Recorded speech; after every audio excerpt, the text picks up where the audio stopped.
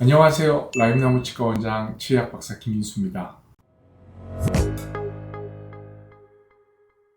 오늘은요, 임플란트에 대해서 많은 사람들이 궁금해하시는 질문을 모아서 준비를 했어요. 질문들에 제가 속 시원하게 답변을 해드리는 시간을 한번 가져볼까 합니다. PD님, 첫 번째 질문 시작해 주실까요? 첫 번째 질문은 이제 할머니를 모시고 사는 한 손녀분의 질문입니다.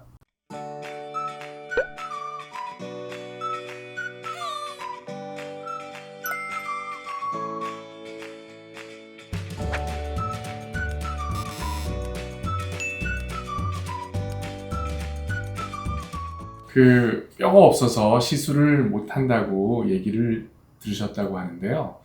그거는 맞을 수도 있고 또 아닐 수도 있습니다. 무슨 말이냐면 뼈가 없다는 것이 이게 천차만별이에요. 그래서 뼈가 없는 것이 이만 빠지고 그 주위의 뼈는 다 있는 상태에서 뼈가 없다. 그거는 뼈이식이 굉장히 쉽습니다. 그런데 그게 아니고 이가 빠지면서 주위에 있는 뼈까지 다 녹였다. 그럼 뼈의 높이를 만들어야 돼요. 그리고 또 하나는 우리 상악동이라고 하는 광대뼈 안에 뼈를 넣어야 되는 경우가 있어요.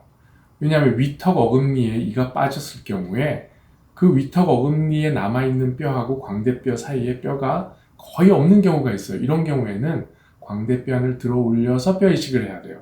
이게 굉장히 어렵거든요. 그러면 이게 난이도가 어렵기 때문에 임플란트 시술을 많이 해보지 않은 선생님이거나 아니면 경험이 오래 있지 않은 선생님들은 이 시술을 하기 어려워하시는 분들도 있으세요.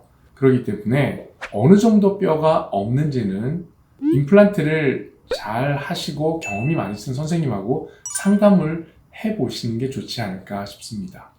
네, 다음 질문입니다. 뼈이식 임플란트를 고민하고 계신 60대 남성분이 질문을 주셨는데요.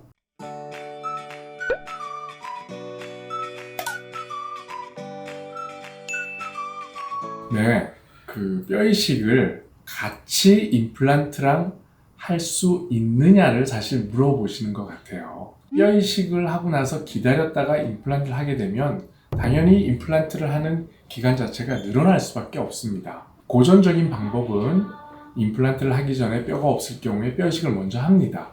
그리고 한 6개월 정도 있다가 임플란트를 시술하는 것이 고전적인 방법이에요. 그러나 요즘에는 만약 염증이 없다고 하면 동시에 할 수 있는 경우가 많습니다. 근데 여러분들 그런 얘기 들어보셨죠? 요즘에 케바케라고 그러죠? 케이스 바이 케이스예요.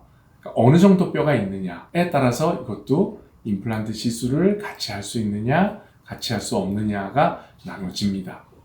네, 다음 질문입니다. 이제 중년 남성분 사연입니다.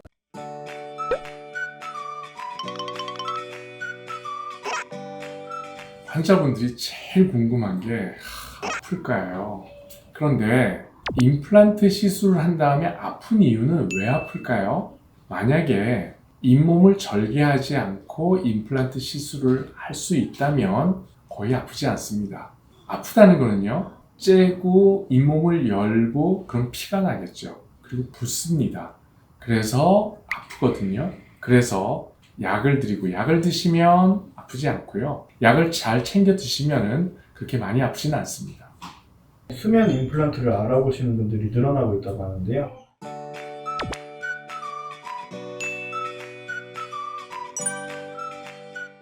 요즘에 수면 임플란트를 많이 하죠. 왜냐하면 자고 있을 때 임플란트를 하게 되면 내가 고통받는 기억이 없기 때문에 많이 합니다. 그런 면에서는 긍정적인 거고요.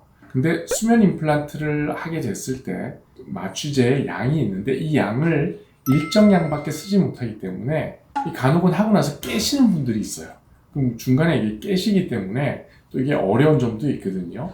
그래서 진짜 내가 막 너무 공포스럽다 하면은 수면 임플란트를 하는 거는 장점이 됩니다. 그러나 공포스럽다고 하더라도 치과의사 선생님하고 커뮤니케이션이 잘 되고 그 선생님이 환자분들을 컨트롤할 수 있는 능력이 충분히 있다고 하면요, 수면 임플란트 없이도 얼마든지 또 진료를 할 수 있습니다. 그래서 선생님과 상의를 하셔서 나한테 수면 임플란트가 맞는지 안 맞는지를 한번 의뢰해 보시는 게 좋을 듯 합니다. 네, 오늘은 이렇게 임플란트에 관해서 여러 가지 질문에 대해서 답변을 드리는 시간을 가져보았는데요. 오늘 내용이 여러분들한테 도움이 되셨다면요.